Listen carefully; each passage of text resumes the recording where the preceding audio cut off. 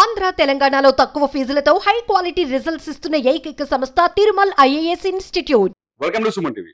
ప్రస్తుతం ఎస్ఎల్బిసి ఏదైతే Srisailam left bank canal దగ్గర ఉద్రిక్తత కొనసాగుతుందో అది ఇవాళ కొంత రిజర్వ్ అయినట్టుగా తెలుస్తోంది. ఎందుకంటే గడిచిన శనివారం రోజు ఆ ఎస్ఎల్బిసి లోపల మట్టి కూరుకుపోయింది. అందులో 8 మంది కార్మికులు ఉన్నారు. ఆ 8 మంది కార్మికులు మట్టిలో ఉన్నారా లేకపోతే టీబీఎం ఏదైతే టన్నెల్ బోరింగ్ మిషన్ ఏదైతుందో మిషన్ లోపల ఉన్నారా అనేది అతిపెద్ద ప్రశ్నగా మారింది.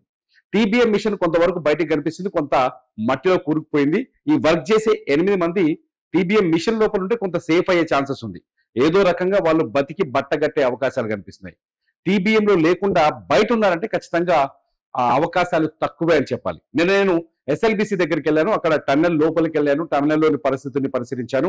అన్ని చూసిన తర్వాత అక్కడ ఏం జరుగుతుంది అంటే బలగాలు అందరూ వచ్చారు. ఎన్డీఆర్ఎఫ్ వచ్చింది, అట్లాగే ఎస్డిఆర్ఎఫ్ ఉంది, ఎస్డిఆర్ఎఫ్ ఉంది, అట్లాగే నేవీ వాళ్ళు ఉన్నారు, ఆర్మీ వాళ్ళు వచ్చారు.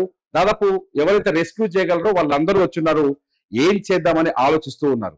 అయితే వీళ్ళతో పాటు ర్యాట్ హోల్ మైనర్స్ అని చెప్పేసి ఏదైతే ఉత్తరాఖండ్ లో టన్నెల్ కూరుకుపోయినప్పుడు 17 రోజుల పాటు 41 మంది ఆ రోడ్డు కోసం తవ్వుతున్న టన్నెల్లో ఉన్నప్పుడు వాళ్ళని రక్షించిన బ్యాచ్ ఇది.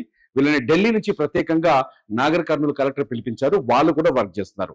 అసలు టన్నెల్ లోపల పరిస్థితి ఎలా ఉంది అదొకసారి నేను వివరించే ప్రయత్నం చేస్తాను.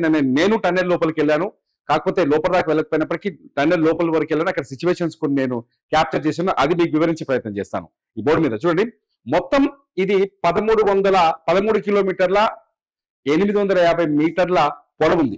ఇప్పుడు అక్కడ జరుగుతున్న టన్నెల్ ఇది ఇన్లెట్. మొత్తానికి ఇదంతా శ్రీశైలం ఏరియా, వాటర్ ఏరియా, ఈ జోన్ అంతా.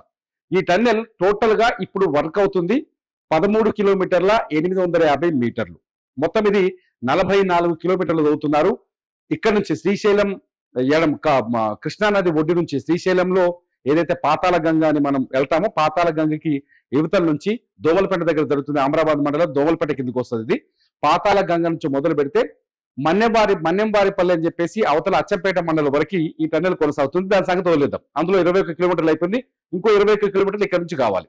ఇక్కడ 13వ కిలోమీటర్ దగ్గర మన ఫిబ్రవరి 18వ తేదీన వర్క్ స్టార్ట్ చేశారు. దాదాపు 3 ఏళ్ల పాటు ఈ పనులు ఆగిపోయినాయి, పూర్తి స్థాయిలో నిలిచిపోయినాయి. అందులో కెలిలో లేరు, పట్టించుకున్న లేరు, ఎవరు లేరు. 18వ తారీఖు నుంచి కేవలం 4 రోజులు మాత్రమే పనిచేశారు. ఈ 4 రోజులు ఎలా పనిచేస్తారు ఇక్కడ అంటే, నేను ఇక్కడ గ్రీన్ కలర్ లో ఒకటి చూపించాను చూడండి. ఈ గ్రీన్ కలర్ లో ఒకటి ఇది దీన్నే టీబీఎం అంటారు. ఈ గ్రీన్ కలర్ లో మీకు కనిపిస్తుందంతా టీబీఎం. ఈ టీబీఎం అంటే టన్నెల్ బోరింగ్ మిషన్. ఆ టన్నెల్ బోరింగ్ మిషన్ ఏం చేస్తుందంటే రోజుకు 3 మీటర్లు మాత్రమే టన్నెల్ తోవుతుంది. ఒక 3 మీటర్లు ఒక రోజుకి 24 గంటలు, అది కూడా 24/7 పనిచేస్తే కేవలం 3 మీటర్లు ముందుకెళ్తుంది టన్నెల్. ఆ 3 మీటర్ల మట్టిని ఇక్కడ బ్లూ కలర్ లో వేసారు చూడండి, ఇది కన్వేయర్ బెల్ట్ అంటారు. ఈ కన్వేయర్ బెల్ట్ ద్వారా బయటకి తరలిస్తారు. ఇది మొత్తం 13వ కిలోమీటర్. అంటే ఇది టీబీఎం మిషన్ కి కన్వేయర్ బెల్ట్ కనెక్ట్ అయి ఉంటుంది. ఆ మట్టిని కన్వేయర్ బెల్ట్ మీద రాళ్ళు కావచ్చు, రప్పలు కావచ్చు, మట్టి కావచ్చు, ఏది కనపడుతుంది దీని మీద వేసేసి ఇది మెల్లగా తీసుకొచ్చి బయట డంప్ చేస్తుంది. డంప్ చేసిన ప్లేస్ నుంచి లారీలో తీసుకొని బయటపడేస్తారు. దీన్ని బయటకు తీసుకెళ్ళిపోతారు, డంప్ చేస్తారు, అక్కడ తీసేస్తారు. అయితే ఈ 13.85 అంటే 13 కిలోమీటర్ల 850 మీటర్ల దగ్గర ఎక్కడైతే టన్నెల్ వర్క్ జరుగుతుందో అక్కడ ఈ మిషన్ వెళ్ళి డ్రిల్ చేస్తున్న టైంలో ఒక్కసారిగా శనివారం రోజు మట్టి పైనుంచి, ఇదంతా పైన అడవే, ఇది మామూలు మట్టే కదా, ఇది వచ్చేసి కుప్పగూలిపోయింది. ఈ మట్టి ఇదంతా ఇక్కడ నుంచి ఇది అడవి, ఇక్కడ ఒకేసారిగా మట్టి కుప్పగూలిపోవడంతో ఇక్కడ నేను 2 బాక్సులు పెట్టాను వైట్ కలర్ లో, మీరు అబ్జర్వ్ చేయండి. ఈ వైట్ కలర్ ఉందంతా టన్నెల్లో ఉన్న మట్టి, కూరుకుపోయిన మట్టి. ఆ మట్టి ఎట్లా కూరిపోయిందంటే ఈ టీబీఎం మిషన్ మీద వచ్చి పడిపోయింది. గుర్తుపెట్టుకోండి, టీబీఎం మిషన్ ఇక్కడ డెడ్ ఎండ్ లో వర్క్ చేస్తుంది, దానిపైన ఈ మట్టి అంతా వచ్చి కూరుకుపోయింది. ఈ మట్టిలో, ఈ టీబీఎం మిషన్ లోనే మనుషులు, టీబీఎం మిషన్ సగం మట్టిలో ఉంది, సగం బయట ఉంది. ఈ కన్వేయర్ బెల్ట్ తెగిపోయింది. ఇక్కడ నేను రెడ్ కలర్ లో గీసింది ఏంటంటే ఇది వి ట్యూబ్ అంటారు వాళ్ళు. వి ట్యూబ్ అంటే వెంటిలేషన్ ట్యూబ్. సాధారణంగా టన్నెల్ తవ్వుతున్నప్పుడు ఏం చేస్తారంటే ఎక్కడైతే టన్నెల్ వర్క్ జరుగుతుందో అక్కడ డ్రిల్ చేసి ఒక బావిలాగా ఏర్పాటు చేసి పైనుంచి వెంటిలేషన్ ఇస్తారు. కానీ ఇది పూర్తి స్థాయి నల్లమల్ల అడవుల నుంచి, ఏదైతే రిజర్వ్ ఫారెస్ట్ ఉంది, అక్కడ వన్యప్రాణి సంరక్షణ కేంద్రం ఉంది కాబట్టి వాటిని డిస్టర్బ్ చేయకుండా ఉండడం కోసం ఈ ప్రాజెక్ట్ డిజైన్ చేసిన రోజే పైనుంచి డ్రిల్ చేయడానికి వీల్లేదు, అది చేస్తే అటవీ ప్రాంతం డిస్టర్బ్ అవుతుందనే ఉద్దేశంతో ప్రభుత్వం అసలు ఆ డిస్టర్బెన్స్ లేకుండా ఉండాలని చెప్పేసి జేపీ గ్రూప్ వాళ్ళు వర్క్ చేస్తున్నారు. వాళ్ళకు ముందే ఆ ఒప్పందంలో రాస్తున్నారు. సో జేపీ గ్రూప్ వాళ్ళు ఏం చేస్తారంటే వీట్యూబ్ బయట నుంచి ఒక పెద్ద మోటార్ పెడతారు, మీరు విజువల్ లో చూడొచ్చు. ఆ మోటార్ నుంచి లోపలికి గాలిని పంప్ చేస్తారు, ఇది వెంటిలేషన్ ఇస్తారు. ఒకసారి టన్నెల్లోకి నడుచుకుంటూ వెళ్తే చెమటలు పడిపోతాయి. నేను ఒక 1 కిలోమీటర్ వరకే ముందుకు నడుచుకుంటూ వెళ్ళాను, అక్కడ ఆక్సిజన్ కానీ శ్వాస ఆడని పరిస్థితి ఉంది. టన్నెల్ చాలా పెద్దగా ఉంటుంది, కానీ అందులోకి నడుచుకుంటూ వెళ్తుంటే శ్వాస ఆడని పరిస్థితి ఉంటుంది, మొత్తం వెదర్ అంతా మారిపోతుంటది. సో ఆ వెదర్ ని కండిషన్ చేయడానికి, అంటే లోపల పనిచేసే వాళ్ళకి సానుకూల వాతావరణాన్ని ఏర్పాటు చేయడం కోసం ఈ వీట్యూబ్ ద్వారా వాళ్ళు గాలిని పంప్ చేస్తూ ఉంటారు అండ్ ఆ వెదర్ ని అక్కడ బ్యాలెన్స్ చేస్తూ వస్తుంటారు. అయితే ఈ వీట్యూబ్ పైప్ కూడా మట్టి కూలడంతో, ఇక్కడ నేను వంచి చూపించాను రెడ్ కలర్ లో చూడండి, ఇది మట్టి కూలడంతో పూర్తిగా వంగిపోయింది అనమాట. ఈ మట్టి కూలడంతో ఈ వీట్యూబ్ వంగిపోయింది. అట్లాగే ఈ బెల్ట్, కన్వేయర్ బెల్ట్ ఉందిగా, బెల్ట్ కూడా ఆ మిషన్ కి ఎక్కడో కనెక్ట్ అయింది. సో ఈ మిషన్ ముందుకు కదలలేని పరిస్థితి ఉంది. అయితే ఇప్పుడైతే గల్లంతైన ఇందులో గల్లంతైన 8 మంది ఎక్కడున్నారు అనేది ఇక్కడ పెద్ద క్వశ్చన్. చాలాసార్లు మనం వింటున్నాం ఆ ఫోన్లు రన్ అవుతున్నాయి. నిన్న నేను వెళ్ళినప్పుడు కూడా చాలా అక్కడ ఉన్న ఎన్డీఆర్ఎఫ్ బృందాల వాళ్ళు కావచ్చు, లేకపోతే ఎఫ్డీఆర్ఎఫ్ కావచ్చు, వాళ్ళు రిపోర్ట్ ఇస్తున్నప్పుడు నేను విన్నాను. మినిస్టర్ ఉత్తమ్ కుమార్ రెడ్డి, కోమరెడ్డి వెంకరెడ్డి వాళ్ళతో మాట్లాడుతున్నప్పుడు నేను అక్కడే ఉన్నాను, విన్నాను చాలా స్పష్టంగా. ఏం చెప్తారంటే కొంతకాలం ఫోన్స్ రింగ్ అయినాయి సార్ అని చెప్తారు. ఫోన్స్ రింగ్ అయినాయి అంటే ఇక్కడ ఏం జరిగిందంటే ఈ మట్టి కూలిన దగ్గర ఈ ఫోన్స్ ఎందుకు రింగ్ అయినాయి పెద్ద ఆశ్చర్యకరమైన విషయం. ఇక్కడ ఈ మట్టి కూలిన దగ్గర పైనుంచి వర్షపు ధారాలు పడుతున్నాయి, ఇట్లా వర్షపు ధారాల నీళ్ళు వచ్చేస్తున్నాయి. ఈ నీళ్ళు ఎక్కడ వరకు అంటే 11 కిలోమీటర్ వరకు నో వాటర్, ఇక్కడ వరకు వాటరే లేదు, నీళ్ళు లేవు. ఈ 2.1 కిలోమీటర్ వరకు, ఈ 11 కిలోమీటర్ రైలు కూడా ఉంటుంది. సాధారణంగా ఇది ఏం చేస్తారంటే వీళ్ళు వాళ్ళ మనుషులు తీసుకెళ్ళడం కోసం ఒక చిన్న ట్రాక్, ట్రైన్ ట్రాక్ లాగా ఉంది, ట్రైన్ ట్రాక్ ఏర్పాటు చేశారు.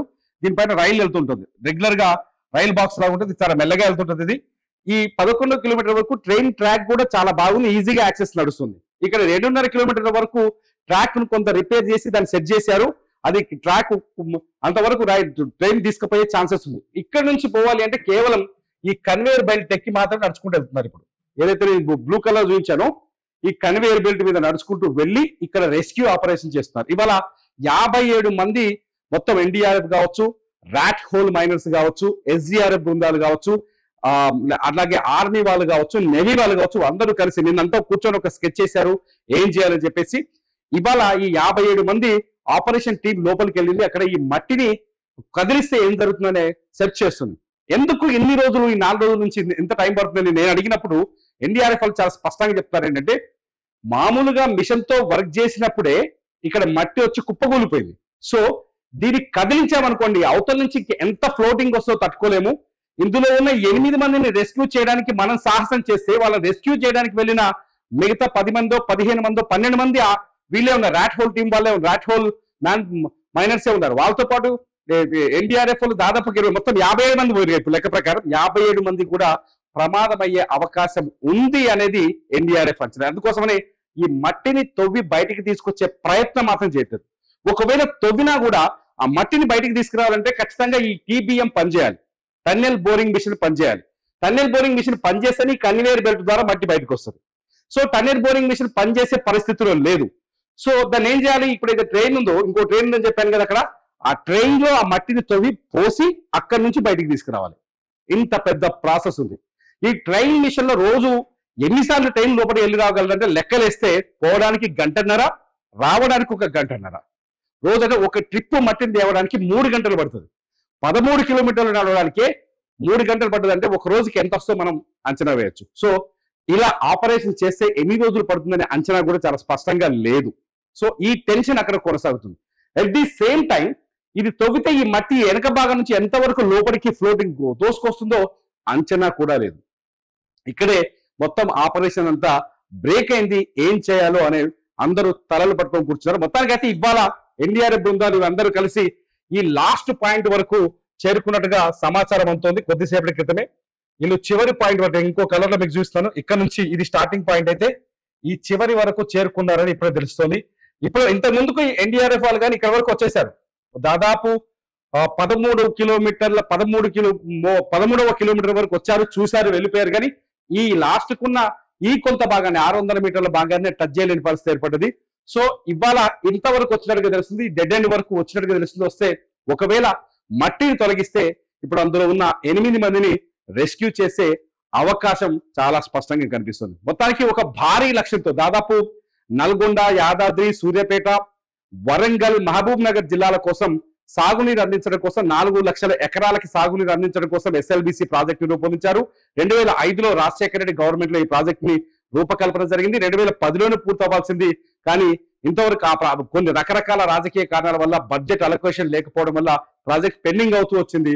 రాష్ట్రం విడిపోయిన తర్వాత ఇంకోసా పెండింగ్ అయింది. మొత్తానికి లాస్ట్ బడ్జెట్ లో రేవంత్ రెడ్డి 800 కోట్లు ఎస్ఎల్బిసి కోసం కేటాయించారు. ఆ 800 కోట్ల బడ్జెట్ కేటాయింపులతో జేపీ గ్రూప్ మళ్ళీ వర్క్ స్టార్ట్ చేసింది. కేవలం 4 రోజులు మాత్రమే పని ముందుకు కొనసాగింది. 5వ రోజు అంటే ఫిబ్రవరి 18వ తేదీన పని స్టార్ట్ అయింది. 22వ తేదీన టన్నెల్లో ఈ ప్రమాదం జరిగింది. ఇది ఇప్పటి వరకున్న వాస్తవ పరిస్థితి. టన్నెల్లో ఏం జరుగుతుందని చెప్పడం కోసం ఈ ట్యూబ్ ఇది ఎంత గీసి చూపించే ప్రయత్నం చేస్తే నిన్న ఎన్డీఆర్ఎఫ్ కూడా ప్రతిరోజు అక్కడ ఎన్డీఆర్ఎఫ్ కూడా ఎవ్రీడే ఈ మ్యాప్ ని చూపిస్తున్నారు. అక్కడ సిచ్యువేషన్స్ ఏందో వచ్చిన మీడియా వాళ్ళకి కావచ్చు, లేకపోతే మంత్రులకు కావచ్చు, అధికారులకు కావచ్చు అంచనా వేస్తారు. మొత్తం సమస్య అంతా ఈ 600 మీటర్లలోనే ఉంది. ఈ 600 మీటర్లలో మట్టిని కదిలిస్తే ప్రమాదమా? 600 మీటర్లలోనే ఈ టీబీఎం మిషన్ ఇరుక్కుపోయింది. 600 మీటర్లోనే ఆ టీబీఎం మిషన్ దగ్గర 8 మంది ఇరుక్కుపోయి ఉన్నారు. ఈ 600 మీటర్లు క్లీన్ చేస్తే గానీ ఈ టన్నెల్ వర్క్ ఇక్కడ నుంచి ముందుకు సాగే అవకాశం అయితే కనిపిస్తుంది. నిన్న జేపీ గ్రూప్ అధినేత కూడా అక్కడికి వచ్చారు. ఆ పరిస్థితిని పరిశీలించారు. ఈ ప్రమాదం సహజమైందని చెబుతున్నారు. మొత్తంగా అయితే టన్నెల్ లో ఉన్న 8 మంది పైన దాదాపు ఆశలు పెట్టుకోవాలా వద్దా అనేది కూడా కనీస అంచనా కూడా వచ్చే పరిస్థితి కనిపించట్లేదు. ఇది మొత్తంగా ఎస్ఎల్బిసి దగ్గర ప్రస్తుతం ఉన్న పరిస్థితి.